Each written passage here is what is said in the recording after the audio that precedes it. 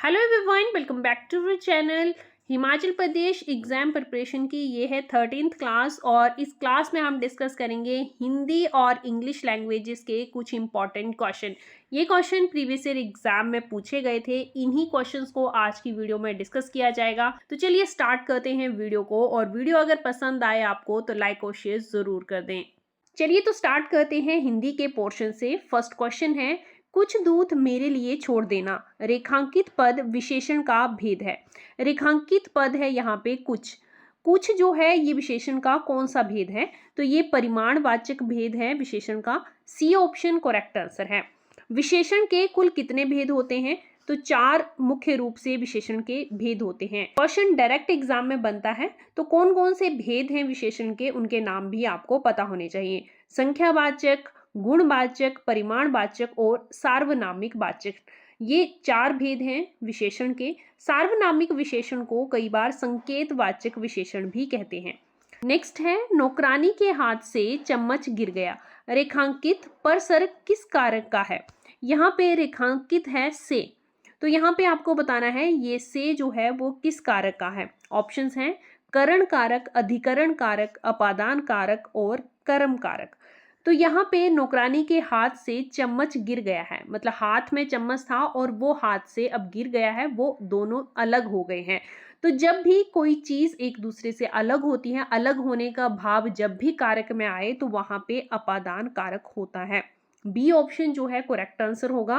कारक के कुल 8 प्रकार होते हैं। आप यहाँ पे इमेज को देख सकते हैं, यहाँ पे पूरी डिटेल आपको कारक के बारे में पता चल जाएगी। कारक के 8 प्रकार कौन कौन से होते हैं, उनका क्या भाव हो, जिससे आप पता लगा सकें कि कौन सा कारक जो है वाक्य में उपलब्ध है, तो वो आप यहाँ से देख सकते हैं। चलिए नेक्स्ट देखते हैं। लौह पुरुष ने सभी देशी रियासतों के एकीकरण को संभव बनाया। रेखांकित पद संज्ञा का भेद है। रेखांकित यहाँ पे पद है लौह पुरुष। लौह पुरुष किसे कहते हैं? सरदार वल्लभ भाई पटेल जी को लौह पुरुष कहा जाता है, जो कि भारत के पहले होम मिनिस्टर थे और डिप्टी प्राइम मिनिस्टर थे। तो यहाँ पे बेसिकली बात की जा रही है सरदार वल्लभ भाई पटेल की, जिन्होंने सभी रियासतों के एकीकरण को संभव बनाया था। जब हमारे देश की फॉर्मेशन हुई थी, हम इंडिपेंडेंट हुए थे, सभी रियासतों को मिलाया गया था और भारत का एकीकरण किया गया, तो ये संभव हुआ था लौह पुरुष के कारण, मीन्स सरदार वल्लभ भाई पटेल के कारण। तो यहाँ पे संज्ञा का कौन सा भेद है? तो यहाँ पे व्यक्तिवाचक संज्ञा का भेद होगा। बी ऑप्शन करेक्ट आंसर है। क्यों? क्योंकि यहाँ पे किसी विशेष व्यक्ति की बात की जा रही है, सरदार वल्लभ भाई पटेल की बात वाक्य में की जा रही है, तो इसीलिए यहाँ पर व्यक्तिवाचक संज्ञा होगी। अब बात करते हैं संज्ञा के कुल कितने भेद होते हैं। तो संज्ञा के टोटल 5 भेद होते हैं। कौन कौन से?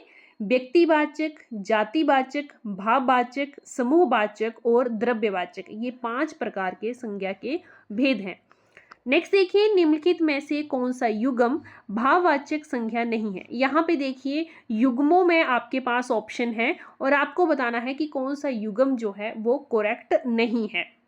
यहाँ पे डी ऑप्शन जो है वो सही युग्म नहीं है, मीन्स कुटुंब का भाववाचक जो होता है वो कुटुंबजन नहीं होता है, कुटुंब का भाववाचक होता है परिवारिता। तो यहाँ पे गलत दिया हुआ है युग्म, तो डी ऑप्शन हमारे पास सही आंसर होगा। नेक्स्ट देखिए, बिल्ली का पुल्लिंग रूप है। बिल्ली का पुल्लिंग होता है बिलाव। B option correct answer. Next है, इस पुस्तक को देखो, यह कितनी उपयोगी है। रेखांकित पद सर्वनाम का प्रकार है। रेखांकित पद कौन सा है? यह। तो यह में कौन सा सर्वनाम है, सर्वनाम का कौन सा प्रकार है, यह आपसे पूछा गया है। यहाँ पे देखिए पुस्तक की ओर देखने को कहा गया है, तो पुस्तक है, विशेष पुस्तक है, तो निश्चयवाचक यहाँ पे सर्वनाम होगा। बी ऑप्शन करेक्ट आंसर है। सर्वनाम के कितने भेद होते हैं? सर्वनाम के टोटल 6 भेद होते हैं। यहाँ पे कौन कौन से भेद होते हैं सर्वनाम के, कौन कौन से प्रकार होते हैं सर्वनाम के, वो आप मुझे कमेंट बॉक्स में बताइएगा कि सर्वनाम के 6 प्रकार कौन कौन से हैं। नेक्स्ट देखिए, भारत रत्न समस्त पद किस समास का उदाहरण है। जब भी आप समास करते हैं तो पहले जो शब्द आपको दिया होता है उसका आपने समास विग्रह करना है। अगर भारत रत्न का समास विग्रह करें तो इसका समास विग्रह होता है भारत का रतन। रतन शब्द जो है इसमें प्रधान है, द्वितीय पद किस समास में प्रधान होता है? तो वो होता है तत्पुरुष समास में। बी ऑप्शन जो है इसका करेक्ट आंसर है। तत्पुरुष समास में भी अदर कौन सा तत्पुरुष समास है? तो इसमें संबंध कारक तत्पुरुष है। तो इसमें संबंध कारक तत्पुरुष समास है। बेसिकली यहाँ 4 ऑप्शन में से बी ऑप्शन करेक्ट आंसर हो जाएगा। इसके और एग्जाम्पल मैं आपके साथ अगर शेयर करूं तो जैसे राजसभा, राजा की सभा, ठीक है। तो यहाँ पे सभा जो है वो प्रधान है, द्वितीय पद प्रधान है, दूसरा पद प्रधान है, इसलिए ये भी तत्पुरुष समास है। रोग मुक्त, रोग से मुक्त, तो यहाँ पे मुक्त जो है वो प्रधान शब्द है, द्वितीय पद प्रधान है अगेन, तो यहाँ पे कौन सा समास होगा? तत्पुरुष समास होगा। चलिए नेक्स्ट क्वेश्चन देखते हैं। नेक्स्ट है, भारत की श्रेष्ठ गायिका लता मंगेशकर जब गाती है तो सब झूम उठते हैं। इस वाक्य में उद्देश्य है। देखिए, वाक्य में उद्देश्य फाइंड आउट करना हो तो कैसे करें? बहुत इंपॉर्टेंट पॉइंट है ये। बहुत कंफ्यूजन होती है कि उद्देश्य का कैसे पता चलेगा। तो आपको शॉर्ट ट्रिक बताती हूँ। वाक्य से आपने 2 क्वेश्चन करने हैं। एक का अगर आंसर नहीं मिलेगा तब आप सेकंड क्वेश्चन करेंगे। फर्स्ट क्वेश्चन होगा कौन। अगर कौन का आंसर नहीं मिलता है तो आप क्या जो है वो क्वेश्चन वाक्य से करेंगे। जैसे ये गिवन है आपके पास, भारत की श्रेष्ठ गायिका लता मंगेशकर जब गाती है तो सब झूम उठते हैं, तो इसमें आप क्वेश्चन कीजिए कौन। तो कौन किसके बारे में बात हो रही है? भारत की श्रेष्ठ गायिका लता मंगेशकर के बारे में। तो यहाँ पे कौन का आंसर मिल रहा है वाक्य में? भारत की श्रेष्ठ गायिका लता मंगेशकर। तो यही वाक्य का उद्देश्य है। डी ऑप्शन जो है इसमें करेक्ट आंसर होगा। अगर आपको कौन का आंसर नहीं मिलता है तो आप वाक्य से दूसरा क्वेश्चन करेंगे क्या। उद्देश्य क्या होता है? वाक्य में जिसके बारे में बताया जाता है उसी को उद्देश्य कहते हैं। जो कर्ता होता है और कर्ता के बारे में जो कहा जाता है वो उद्देश्य होता है वाक्य का।